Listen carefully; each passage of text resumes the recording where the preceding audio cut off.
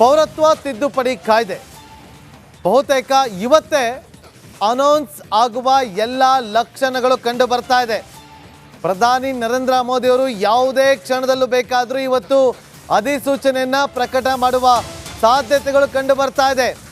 CAA ಜಾರಿಗೆ ಕೇಂದ್ರ ಗೃಹ ಇಲಾಖೆಯಿಂದ ಅಧಿಸೂಚನೆ ಹೊರಡಿಸುವ ಸಾಧ್ಯತೆಗಳು ಕಂಡು ಬರ್ತಾ ಇದ್ದು, ಉತ್ತರ ಪ್ರದೇಶದಲ್ಲಿ ಹಿಂದೆ ಪೌರತ್ವ ತಿದ್ದುಪಡಿ ಕಾಯ್ದೆ ಜಾರಿ ಆಗಿದೆ ಎನ್ನುವ ವಿಚಾರ ನೋಡಿ, ಸರ್ಕಾರ ಸಾಕಷ್ಟು ಕ್ರಮಕ್ಕೆ ಮುಂದಾಗ್ತಾ ಇದೆ. ದೇಶಾದ್ಯಂತ ಪೌರತ್ವ ತಿದ್ದುಪಡಿ ಕಾಯ್ದೆ ಜಾರಿಗೆ ಸಕಲ ರೀತಿಯಲ್ಲೂ ಕೂಡ ಸಿದ್ಧತೆ ನಡೀತಾ ಇದ್ದು, ಪೌರತ್ವ ತಿದ್ದುಪಡಿ ಕಾಯ್ದೆ ನಿಯಮಗಳು ಇವತ್ತು ಅಧಿಸೂಚನೆ ಹೊರಬೀಳುತ್ತೆ ಅಂತ ಹೇಳಲಾಗ್ತಾ ಇದೆ.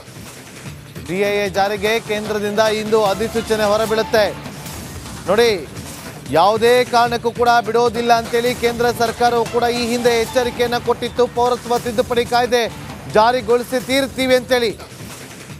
ಪ್ರಮುಖವಾಗಿ ಪೌರತ್ವ ತಿದ್ದುಪಡಿ ಕಾಯ್ದೆ ಸಿಎಎ ದೇಶಾದ್ಯಂತ ಸಾಕಷ್ಟು ಚರ್ಚೆಗಳಿಗೆ ಕಾರಣವಾಗಿತ್ತು.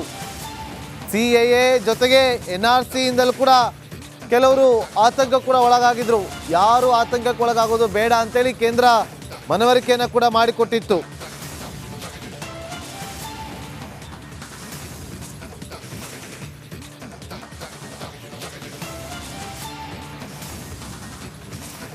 ನೋಡಿ, 1947 ಆಗಸ್ಟ್ 15 ಮಧ್ಯರಾತ್ರಿ ನಮಗೆ ಸ್ವಾತಂತ್ರ್ಯ ಸಿಕ್ತು. ಅಖಂಡ ಭಾರತವು ಕೂಡ 2 ಭಾಗ ಆಗುತ್ತೆ. ಒಂದು ಪ್ರಾಂತ್ಯ ಧಾರ್ಮಿಕ ನೆಲೆಗಟ್ಟಿನ ಮೇಲೆ ಮುಸ್ಲಿಂ ದೇಶವಾಗಿ ಪಾಕಿಸ್ತಾನ ಸ್ಥಾಪಿತವಾಗುತ್ತೆ.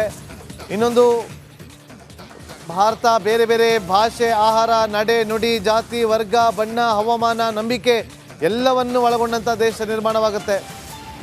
ಇಂತಹ ವೈವಿಧ್ಯತೆಯುಳ್ಳ ದೇಶಕ್ಕೆ ಎಲ್ಲರನ್ನೂ ಕೂಡ ಒಳಗೊಳ್ಳುವ ಸಮಾನ ಹಕ್ಕಿನ ಸಂವಿಧಾನ ಕೂಡ ರಚನೆ ಆಗಿತ್ತು.